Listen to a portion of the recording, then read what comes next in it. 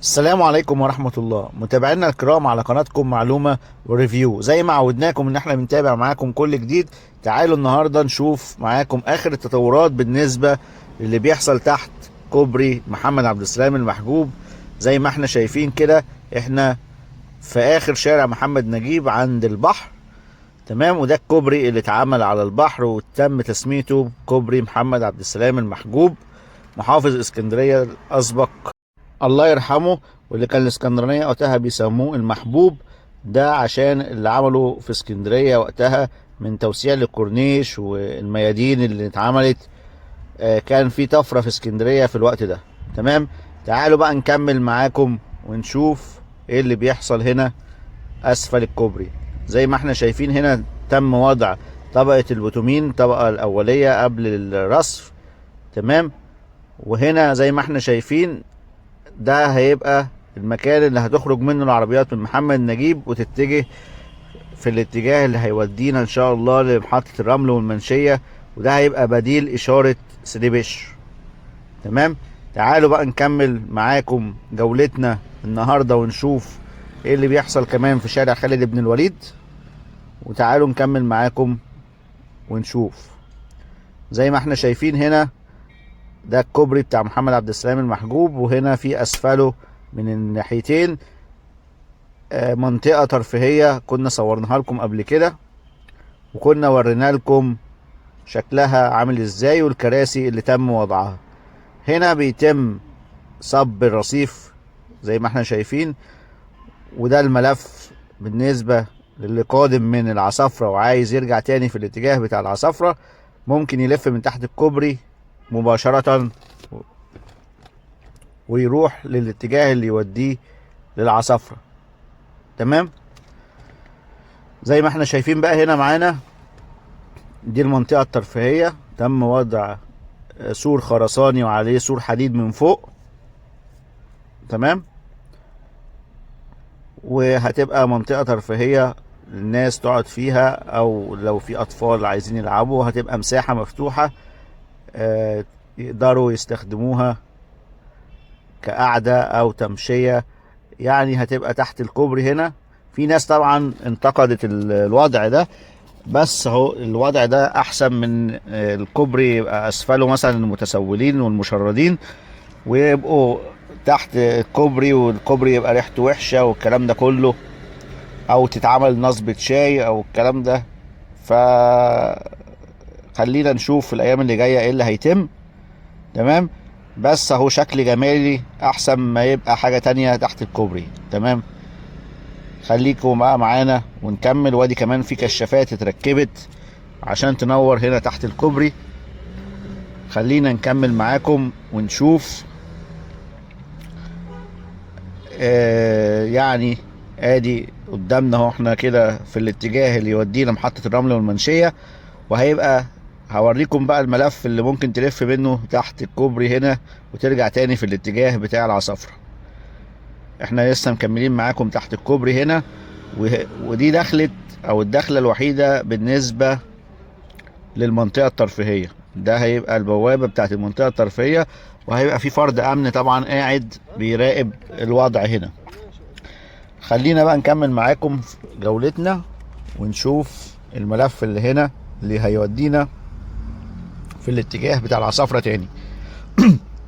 يعني انت لو جاي من العصافرة وعايز ترجع تاني، في يوتيرن على طول مباشرة تحت الكوبري هنا يرجعك للاتجاه اللي يوديك للعصافرة. تمام، خلينا نكمل معاكم لغاية ما نوصل لليوتيرن. ادي اليوتيرن اهو زي ما قلنا لكم. تمام، طبعا هيشتغل مجرد ما يتم ازالة الحواجز الخرسانية اللي احنا شايفينها دي، وهيتم ازالتها ان شاء الله لما ينتهوا من اسفل الكوبري وعمل الرصيف وعمل الملفات اللي تحت الكوبري هنا، وكمان لما يتم رصف طريق او شارع خالد بن الوليد بالكامل، عشان تتلغي بقى نهائيا اشارة سيدي بشر ونقول لها فعلا وداعا. تمام، كملوا معانا برضو هتشوفوا مكان اشارة سيدي بشر، وتعالوا نشرح الطريق في اخر الفيديو. ادي اليوتيرن اللي بقول لكم عليه اهو، ده كده يرجعنا تاني جنب الكوبري في الاتجاه اللي يودينا للعصافرة والمنظرة. تمام. وهنا في اشارة كمان عشان الناس تقدر تعدي للاتجاه بتاع المنطقة الترفيهية، وفي اشارة الناحية التانية اهي زي ما احنا شايفين بعد الكوبري عشان برضو لمرور المشاة.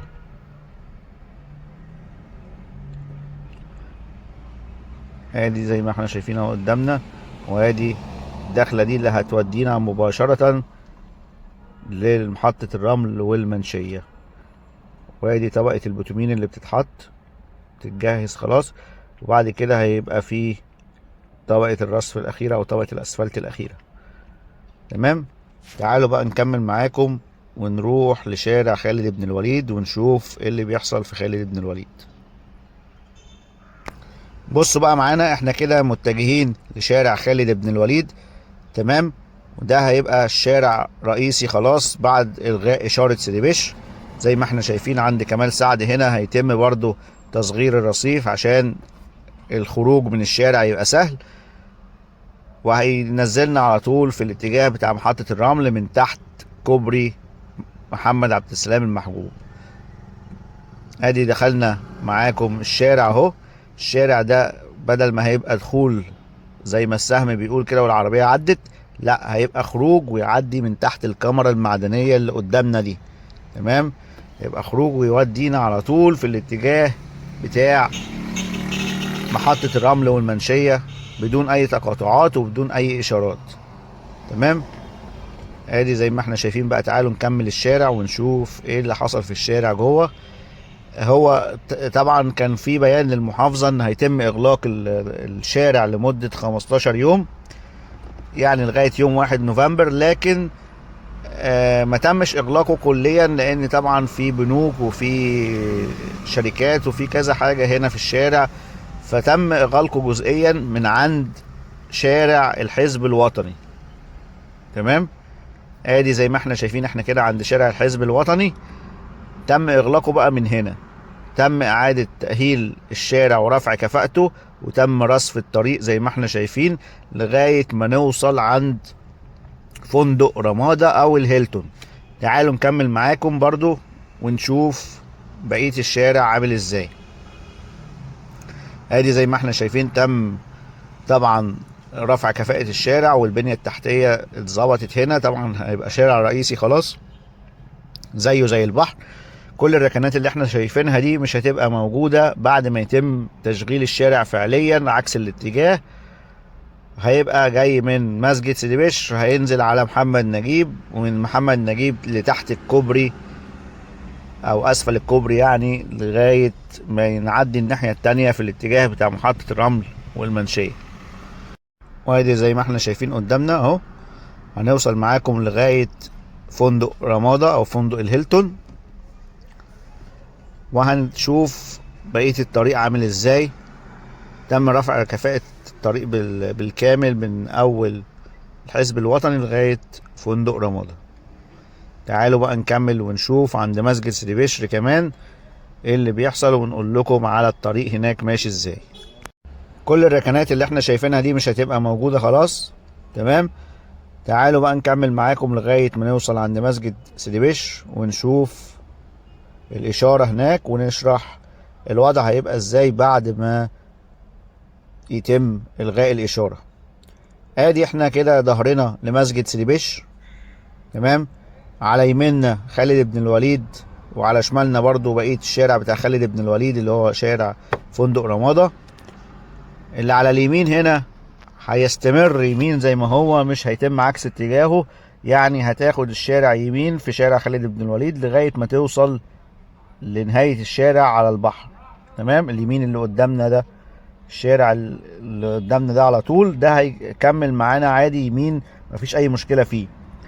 اما بالنسبة بقى لإشارة سيدي بشر هيتم الغائها خلاص. تمام. ومش هيبقى فيه تقاطعات، وهيتم استكمال الجزيرة الوسطية اللي هنا، وهيتم غلق التقاطع اللي كان هنا موجود. هتنزل انت بقى من هنا من النزلة دي زي ما احنا شايفين كده. لو انت جاي بقى من الحي او جاي من سيدي بشر نزلت النزلة دي، يا اما هتاخد يمين شارع خالد بن الوليد، يا اما طوالي على البحر ويمين اجباري خلاص مفيش اي تقاطعات. تمام. هيتم استكمال الجزيرة الوسطية اللي قدامنا دي وخلاص، مش هيبقى فيه اي تقاطعات. فاجباري لازم هتروح على البحر في الاتجاه اللي يوديك العصافرة. اما اليمين اللي احنا شايفينه ده هيستمر معانا يمين عادي زي ما هو. اللي هيحصل بقى ان شارع خالد بن الوليد هيتم عكسه طبعا، وهيبقى الاتجاه في النزول للشمال. يعني انت جاي دلوقتي من عند الحي، هتاخد شمال عشان تروح محطة الرمل والمنشية. خلاص الاشارة دي مش هتبقى موجودة.